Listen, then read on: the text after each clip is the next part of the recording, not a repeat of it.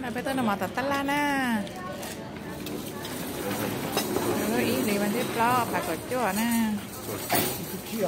Bạn tiếp chi à? Cái này thọ cổ á. Cho nó cổ nó xuống à? Không nó được hay quả mồi hay nhang là nó mỏng.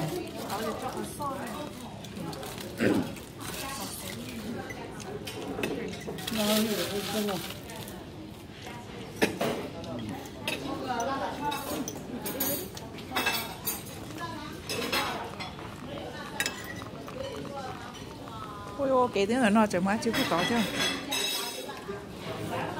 Để ở đây đó món tóc kệ.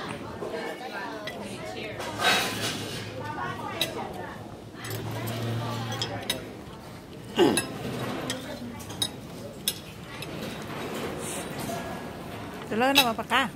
Hả?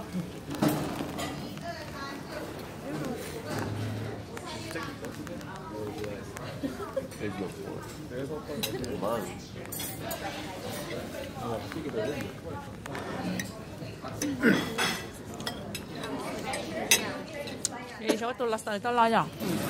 Để cho tại góc đây ha. Để cho ta nhở.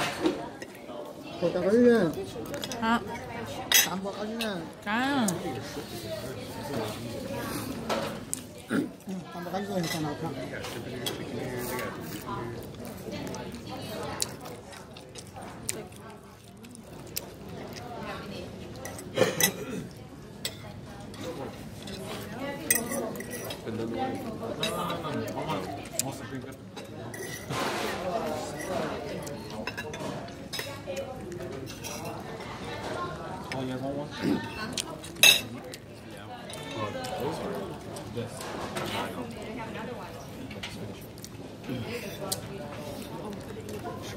Sai này nữa. Anh nó bên nó sẽ Mình đang mặc cá đó mà nên tao à. nó gì mất trò đúng chưa? Đèn anh chị xin lo. Anh chị số. Cho cái rau rồi cái tính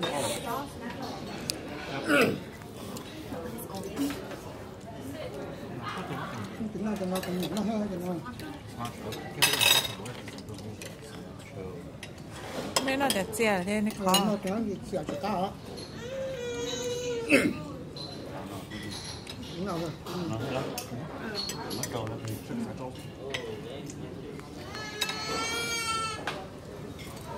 Giá đừng có lo nữa. Rồi giá cần xích tí. Are out of watercress. Do you guys want any other kind of vegetable? Đấy. Này chúng mua cái nào?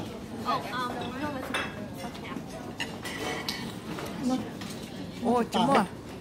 Giờ họ chị mua thêm mà. Thôi thì chỉ lo thì tao lo. Đây, nó để nó không. Cái mai cái chứ nó. Để cho nó ỏ lại.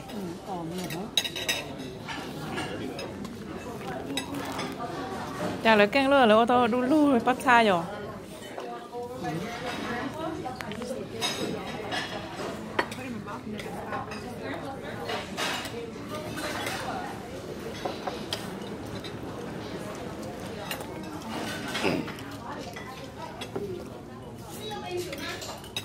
Đó là Thế, tiếp một cửa lói nè.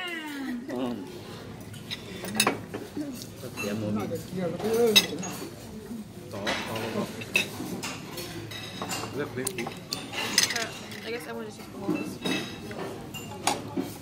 That's my spoon. Oh, it's the cleanest one out of them.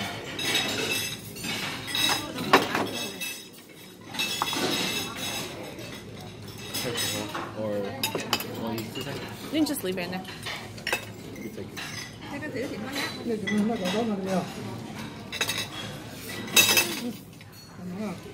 Sao có nó thôi là nó hồng. Nó thay nó áo thì mà. Celery. Đi à? Có bao nhiêu ăn chưa? Nó còn chỉ không tí nữa. 对，应该啊。 Tại vì ổ đều quá bây giờ. 그래요. 가요. 那叫 와달라. 但是生意冇俾到那忙呢，他就打出一个生意了。那叫毛的，那我得要那个我得。加了这条， Thrown away. Thrown away. 拿去。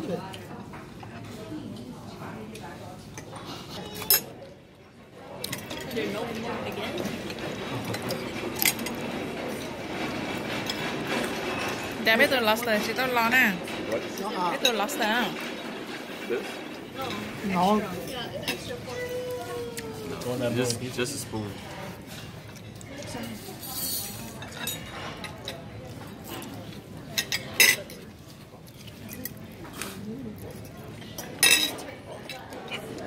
Bây giờ nó cái này chả nè.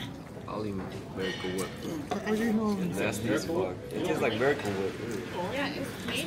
Chả mấy gì đâu luôn nè.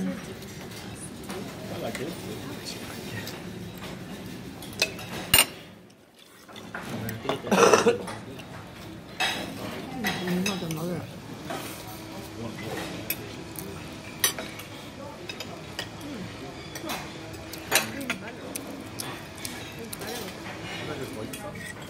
Cắt mấy dầu thôi rồi.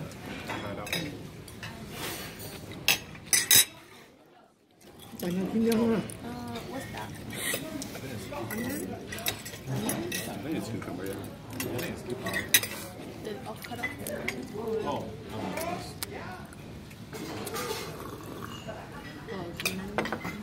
Này tụi nó sao cắt cả.